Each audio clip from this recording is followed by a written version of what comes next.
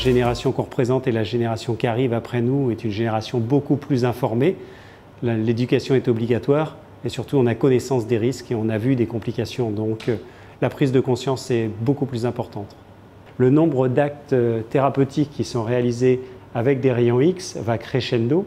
On remplace beaucoup d'actes chirurgicaux classiques par des actes de cathétérisme interventionnel. Donc notre exposition à nous devient beaucoup plus importante. Donc il faut augmenter la radioprotection. Là, les risques sont connus. Ce sont les risques soit liés au hasard, le stochastique, soit liés à l'exposition chronique.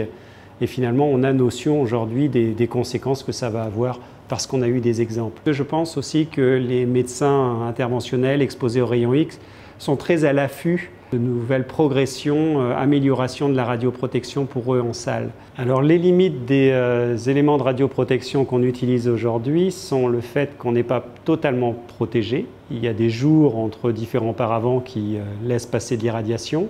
Le patient irradie par lui-même lors de l'émission des rayons X, du fait du diffusé.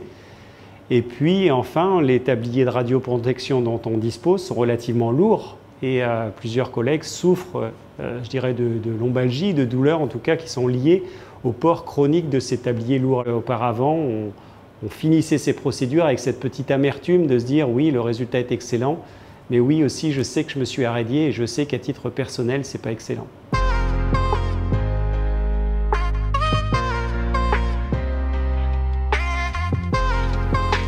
Le 4-Paxer a été imaginé en collaboration avec le fabricant et les médecins, et donc ça permet d'avoir une idée des impératifs médicaux et une idée des impératifs technologiques. Les impératifs médicaux, pour nous, c'était de pouvoir écarter la partie vitrée initiale pour accéder à nos points de ponction et à nos outils, mais de pouvoir la rabattre contre nous totalement pour fermer complètement la boîte de toute irradiation lorsqu'on travaille en graphie. Cette conception par deux équipes avec chacun leur domaine d'expertise est pour moi essentielle parce que c'est là qu'on va arriver au bon compromis entre une radioprotection, on va dire, optimale pour le geste que le praticien doit faire en salle qui ne doit pas être dégradé. Je pense que l'Emerpax a compris nos attentes et nos besoins. On a abouti à un produit qui est, je dirais, bien conçu pour eux en termes de radioprotection et bien conçu pour nous en termes d'utilisation en salle, d'utilisation par le praticien, de respect de son espace de travail et donc l'ergonomie du système et du respect de l'espace de travail pour nos paramédicaux qui trouvent finalement le système utilisable aisément.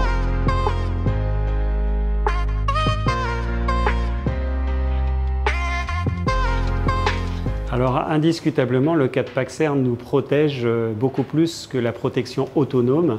Une protection autonome ne va pas protéger le crâne, le visage finalement. Même les lunettes de radioprotection laissent l'irradiation passer discrètement par les côtés ou par-dessous ou par-dessus. Lorsque l'on a le tablier plombé, nos bras sont apparents, nos mains, la peau, nos jambes le plus souvent. La radioprotection qu'on obtient aujourd'hui avec la cabine 4-Pax, c'est quasiment, quand on regarde nos dosimètres, on a l'impression de ne plus prendre de rayons. C'est très important pour nous lorsqu'on fait des procédures où le tube est tourné de façon à ce qu'il soit, l'émetteur finalement est près de nous, auprès de nos jambes, ou en profil sur certaines procédures très proches de notre corps. On se retrouve finalement caché totalement de cette émission de rayons X. Et sur des procédures qui peuvent être longues, l'avantage de cette cabine, on va dire, c'est vraiment de nous exclure de l'espace où règne l'irradiation potentielle. On peut dire que très rapidement, l'équipe s'est emparée du système. On l'utilise pour à peu près toutes les procédures, mais plus particulièrement sur les procédures longues et irradiantes que peuvent être les procédures de revalvulation pulmonaire, aortique ou de réparation de la valve mitrale. Mais finalement, sa conception le rend utilisable pour toutes les autres procédures, coronarographie, angioplastie, qui finalement, même si elles représentent des procédures souvent courtes, sont des procédures relativement irradiantes. Le 4-Paxer est utilisé dans une de nos salles pendant toute la journée. Donc je pense qu'il y a au moins 8 à 10 procédures qui sont réalisées par jour avec le 4-Pax. On peut retirer le 4-Pax assez aisément du patient. Finalement, nous, en cardiologie interventionnelle, notre risque, c'est un trouble du rythme ventriculaire qui conduira à un arrêt circulatoire. Et dans ces moments-là, on a besoin de pouvoir être vite sur le patient, pouvoir vite faire les gestes.